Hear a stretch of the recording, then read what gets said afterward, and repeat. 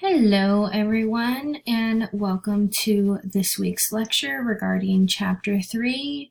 As you guys know, we are going to be going over audience analysis and topic selection. I know that a few of you may still be having some issues accessing Canvas or going through the modules. I just wanted to take a moment prior to starting this lecture to just mention that if anyone needs any help, please feel free to reach out. We also have that Q&A Canvas Cafe on our Canvas discussion board. So if you need help with anything, you can go ahead and post something there, and myself or maybe even one of your peers will go ahead and respond back to you. So don't be shy, guys. With that, let's go ahead and get into some lecture. Now, I will make this a little brief, that way you guys can go ahead and, once again get used to the motions of how lecture will go these first few weeks, and then they will start to get a little bit longer, guys. All right, now, Chapter 3, Audience Analysis and Topic Selection. A captive audience is one that assembles to hear you speak because it is compelled to, not because listeners expect entertainment or intellectual stimulation. And a perfect example of that would be our class. Now, the reality, as mentioned here on this screen, is that some audience members would rather be anywhere else but listening to you, so keeping their attention and ears no small accomplishment. Now, I know that some of us in this class may be here because we need to fulfill some units. Maybe there's a few of us in here that are like, I saw this on the available courses to take and I just really spiked my interest, and that's all okay. The point that I'm trying to make is that we have a mixed bag here in this class. And because we're all going to be spending so much time together and hopefully putting in effort into each of our speeches individually, we need to make sure that we're also doing our jobs as speakers to make sure that what's going on in this specific photo doesn't happen to anyone in the class. Now, not that I would allow, first off, this to happen, but you never know what might be going on with that particular situation. Maybe someone was tired or up late. So one thing that you need to remember as a speaker as well is to not internalize everything that you see. Now, contrary audiences. These are hostile listeners, right? You're likely to find these types of audience members at school board meetings and political gatherings. Now, I'm sure that at some point we have all encountered some sort of hostile listener in our time, whether that be at a PTA meeting or maybe you entered into a conversation where someone was discussing politics. We just need to make sure that we're being very careful to, one, make sure that we are basically sharing that maybe this is something that makes us uncomfortable to discuss openly, or that we don't have enough knowledge on the specific topic to adequately share anything to the conversation. But the thing is that whether or not we are even able to do those things and they are able to successfully work, we're going to encounter these people no matter what. So we need to make sure that we're prepared when we do encounter these individuals. Now, next to that would be adapting to our audiences and the different situations we might find ourselves in, right? We might find a hostile listener at a grocery store, right? So, for example, we may find them in line. Maybe we're checking out and you have your 2% milk, and someone behind you might say something to the extent of, "Oh, buying 2%, I see." And you might not think anything of that, but to them, they might actually be trying to offer some sort of an insult, and you kind of brushing them off might make them even more upset.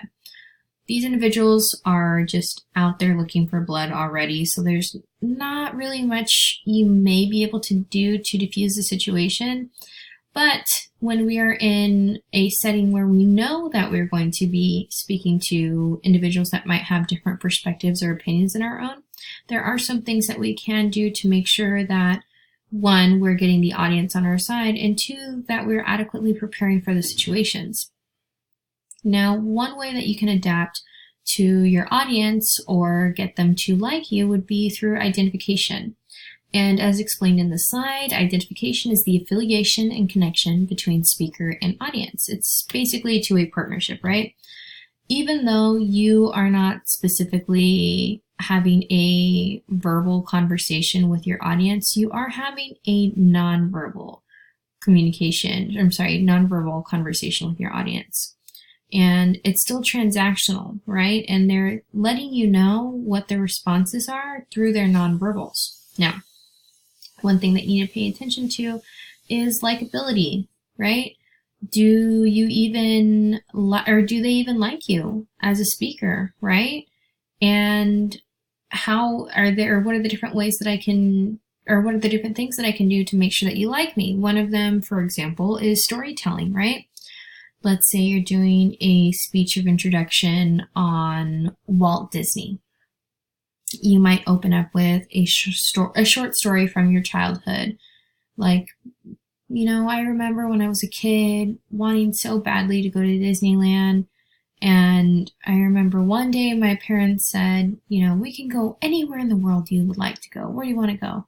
And I yelled Disneyland. And I was so excited because it was my birthday and I was certain that I was going to finally be able to experience the Disney magic that all of my friends had been talking about in elementary school.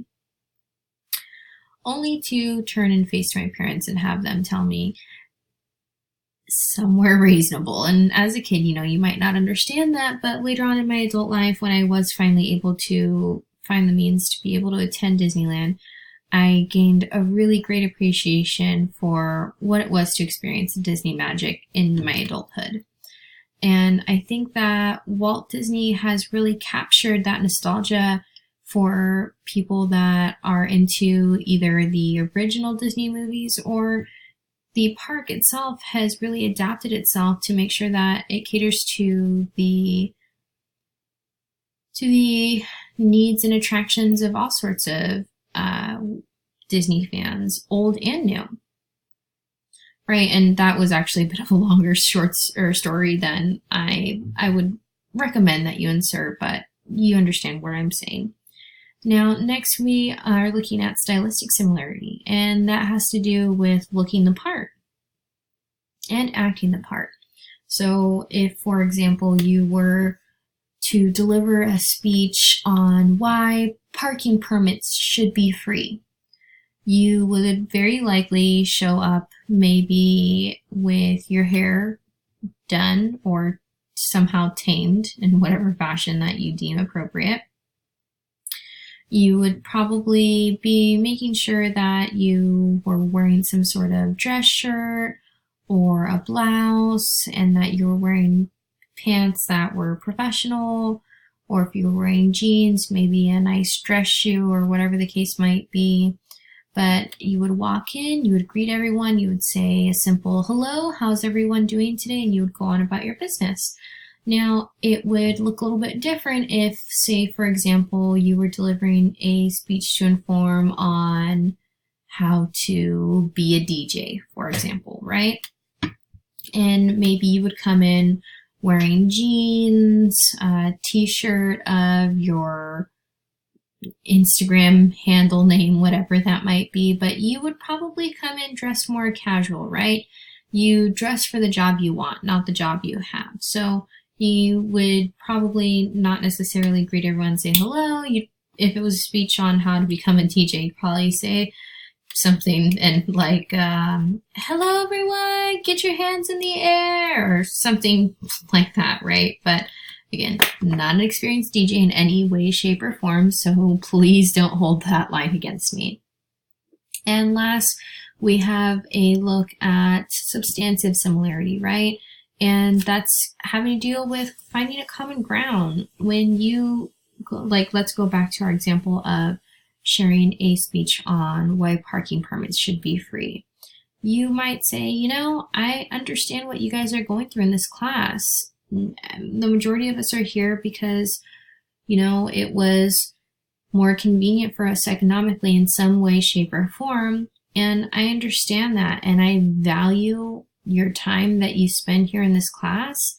And I don't feel that the school has created an atmosphere that makes us feel like we matter because they're charging us for parking passes when realistically that should be something that's already included in tuition, not something that you have to pay for in addition to tuition, right? And again, this is just a very brief example, very bare bones, doesn't have a lot of meat, but that would be one way that you could build a substantive similarity with your audience. Now, again, these examples are just if you were speaking to your peers in this class specifically, right?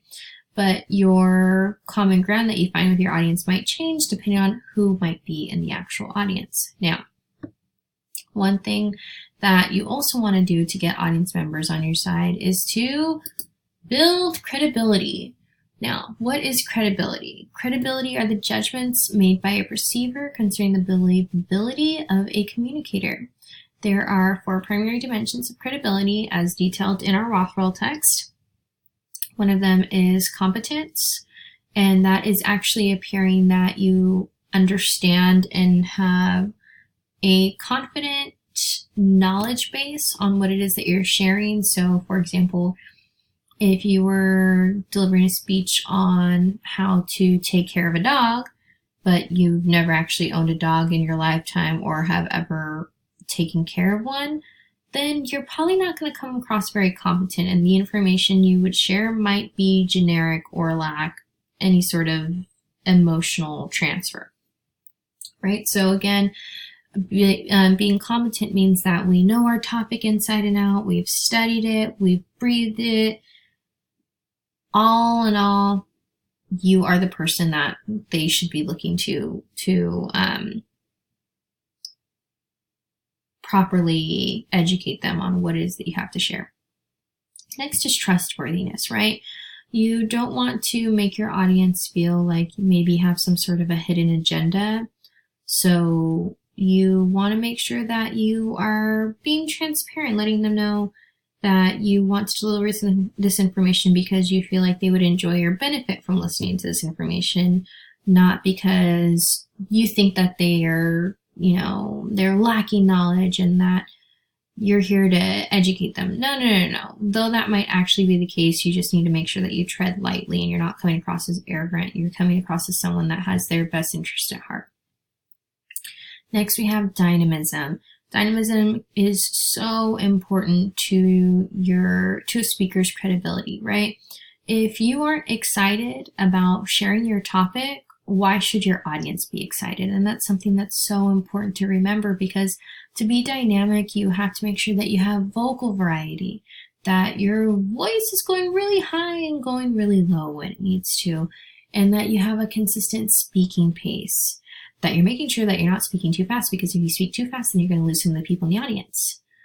And also making sure that you are well versed in your speech. But again, there's a number of things that make up a dynamic speaker, and they obviously are a pillar of credibility. We just want to make sure that we harness that energy appropriately. Last, we have composure. It's okay. It's completely okay to be excited about what you have to share, but we also want to appear humble and collected while we're up there as well. If we're nervous, letting out a, nervous laugh here and there is not the end of the world, but you definitely want to make sure that you check in the nerves as much as you possibly can prior to delivering your actual presentation. Now, that is the content that I have for you guys for Chapter 3. Make sure you guys are doing the notes, checking out the rest of the modules for the week. And if you have any questions, as usual, please feel free to reach out. Have a good day, guys. Bye.